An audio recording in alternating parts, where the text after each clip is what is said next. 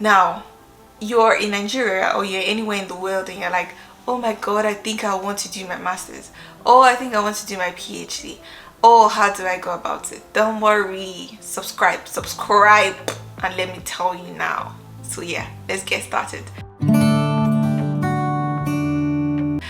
The first thing you need to do is to be honest with yourself. I know like that's generic. People say things about honesty, but there's nothing that can be honesty with yourself. Ask yourself, am I ready to put in the work to come here? Because, like I said, I'm going to be truthful in everything I say. It is a lot of work and it will require a lot from you financially, time-wise, brain-wise. It will require from you. In fact, you will kill that your pride. If you have pride, you will kill it. It will require a lot from you, and I'll tell you why you will kill your pride. Because as Nigerians, like when we're done with university, we kind of feel like we don't have any relationship, we don't have any need to be in that university again. We don't need anybody. You are done. Hey, when it's time to apply for your master's or PhD, you need references, and you're going to need someone from that school. But let me not jump before my time. Let's continue. The first thing is to be honest with yourself. Am I ready to put in the work? If you're ready to put in the work, then you're ready to go to the next stage. The next stage is putting in the work. I hope I'm making sense. The next stage is actually putting in the work, and I'm going to tell you guys how this whole putting in the work plays out. Depends on the school that you want to go to and the course. What you need to do is, and what I did, is to go on the internet and search for schools in the United States, and then put your course in front of it. There are different ways to do search queries on Google, but whatever works for you. Like if you have a school in mind, you can search for the school. If you don't have a school in mind, you can just say like different ways you can just search for different universities in the United States, and then put your course in front of it, so that it's easy for YouTube, I said YouTube, for Google to crawl like those schools that have your course. But if you're not like certain about the course that you want, then you can just like type universities in the United States and then like search through the different universities, be going to their website and be checking if they have your course. That's a long route, and I don't think I want you to do that. One, so always put the course in front of your search so that it will have the result. When you're done with that, the next thing you need to do is take your time to read the course description, the course website. Like read it though, and say, what are the modules that I'm going to be doing? What are these people going to teach me? Because it's not enough to just say that, oh, I want to jackpot, and you're not interested in your own growth. Do you get? Because it will backfire. You have to be interested in your own growth. After all, like the first of all, the thought to jackpot is a growth mindset. But I'm not saying that coming to do masters is a jackpot plan. Don't get me wrong. It is part of a jackpot plan, because if you're done with the masters and you get a job and the job sponsors you, I mean, your jackpot plan worked. But like, you're not going to be in Nigeria and not put in any work and pray for a miracle to happen. Just put in the work. That's what I'm trying to say. So don't get me wrong. When you check the modules and check everything and you see that it makes sense, and you're like, oh, I want to do this course, but I don't have money. Because it's expensive. It's expensive for international students studying there abroad. I don't know how people who's like their parents sponsor them, I don't know how to do it, to be honest. It is expensive. So what you need is either a scholarship or you need to have an assistantship, right? Now, a scholarship is very, very competitive. I know I never talked about how I almost went to the UK in 2021 last year. No, in 2020 I was almost going to the UK, because that's why I've always wanted to do my masters, and I was head on with my game of getting a Children's scholarship or a Commonwealth scholarship, which I was like this. I was put on reserve for Commonwealth, and I interviewed for Children, but I didn't get them. Thank you. You see, God redirected my steps. But before I digress, let's continue.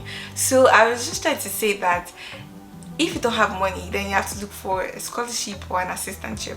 And one of the ways to do that is to check the contact on your course website.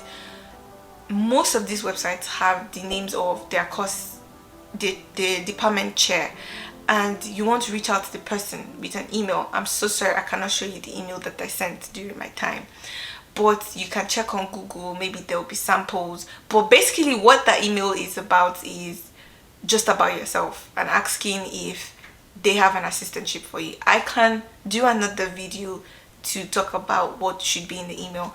If you guys would like to watch it, let me know. Tell me in the description, in the comment section.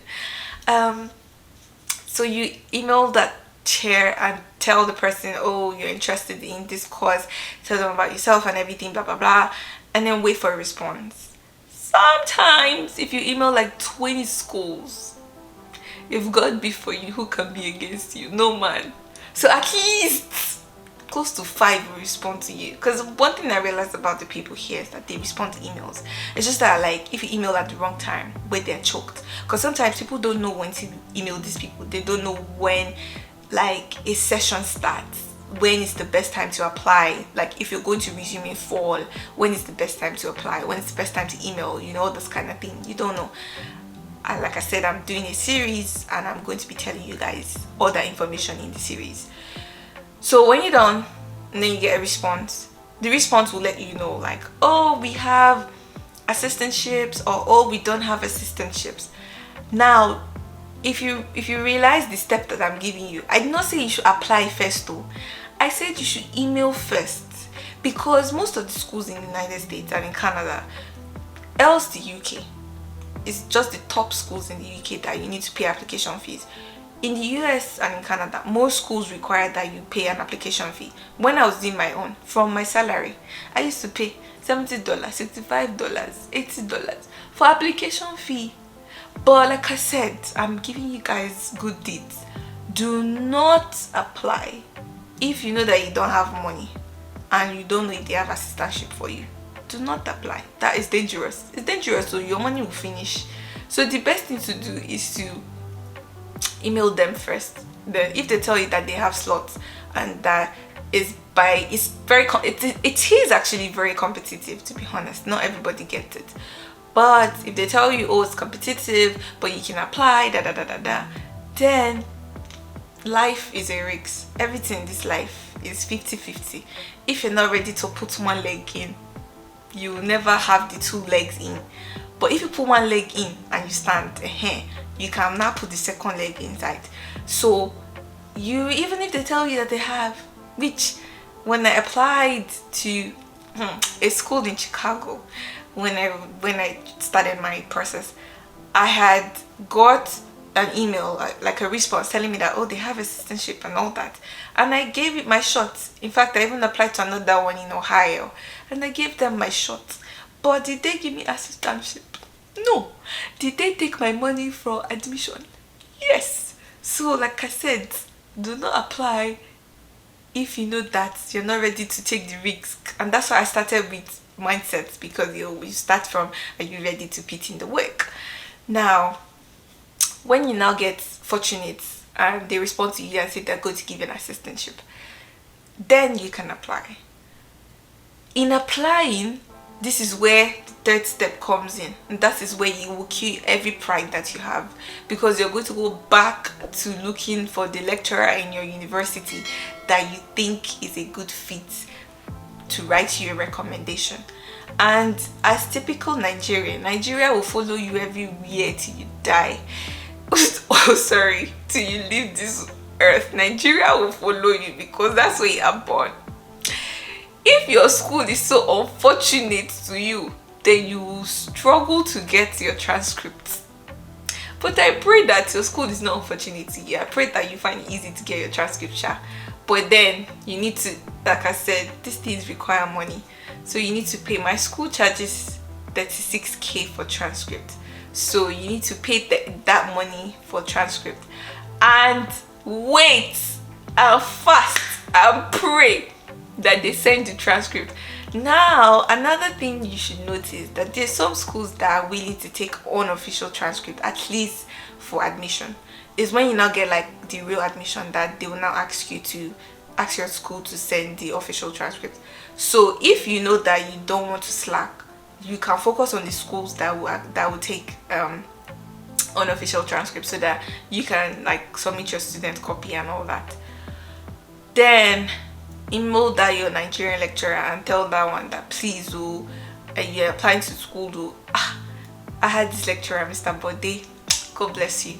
I was always on his case. I was always disturbing him. I was like, one time he told me, he was like, Yvonne, what you are looking for is Sokoto is here with you, because like he was like, why don't you just do your masters in Nigeria? You're getting older. I wish I could show you guys the text. I almost cried the day he sent me. I felt he was tired of writing references for me. But the honest truth is, it's not even about writing references, because you write the reference yourself. And that's one thing, like I would say in this video, write the reference yourself and then share it with the lecturer, so that those people don't have time. If you're waiting for them, you grow old. So just share it with them so they can review, and they'll be the one to submit by themselves. Do you get? In fact, some might even give you their email login to just do it by yourself, because they don't have time. Now, when you've done all that, because you applied does not mean that you get admission automatically. That is another point you should note. I don't know what point that is, but because you applied does not mean that you get admission automatically. So you need to put in all the, like, give it your best shots when you're applying. Your statement of purpose, your cover letter, your CV, your portfolio, everything, like give it your best shot when you're applying. And so like when you're done with that, if you get admission, glory to God. If you don't get admission, we move. Like, you can cry if you want to cry, but like don't settle there, don't stay there for too long, move to the next school. And usually I would say don't apply to one school only. Like, don't put all your eggs in one basket. Yeah, like we have gods, we can put our eggs in one basket, but yeah, like just give yourself more opportunities, like more chances. That's what I mean. Do you get? So you can apply to like 3-4 schools just to be safe, and at least one of them should click, to the glory of God. One of them should.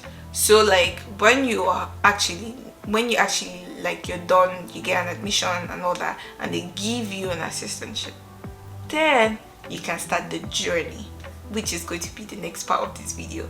You can start the journey of coming to the United States, or coming to anywhere in the world that you're going to study. But I'm speaking in reference to the United States. But if you didn't get there, like I said, move on to the next school and journey your path. Now, one thing I need you to know is that some people get admission but they don't get an assistantship, and then they come to the United States with the hustling spirit. Like I said, everything in life is a risk. Some people come and like they show the proof of funds, they do everything, and they get the visa and they come here. Some people are fortunate to get an assistantship, so like when they come here, then they're able to go to the department and say, look at me, oh, hands down, oh, I don't have anything, no, I need a job. Sorry, I'm being dramatic. Like, hands down, you can be honest and open. And if you're fortunate, and if the department has a slot and they have money, they can give to you.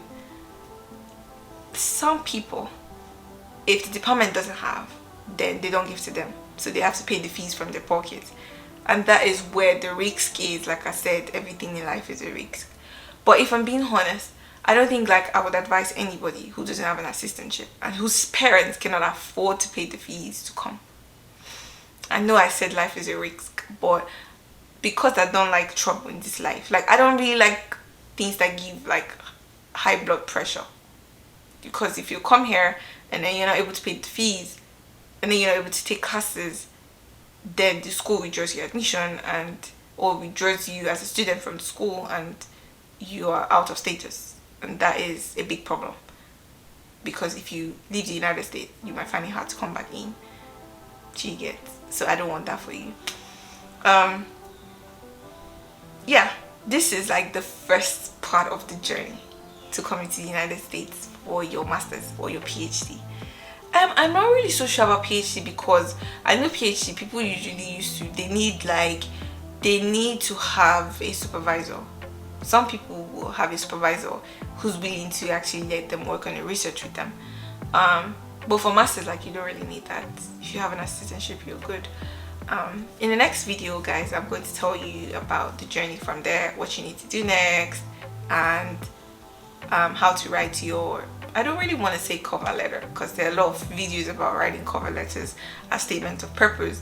But because, like I said, I am doing this series, and in this series I'm going to be honest with you guys.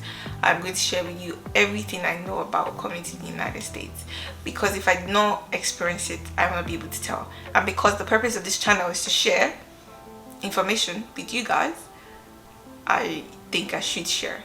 Ticket. Anyways, guys, thank you for watching. If you've not subscribed to the channel, please subscribe.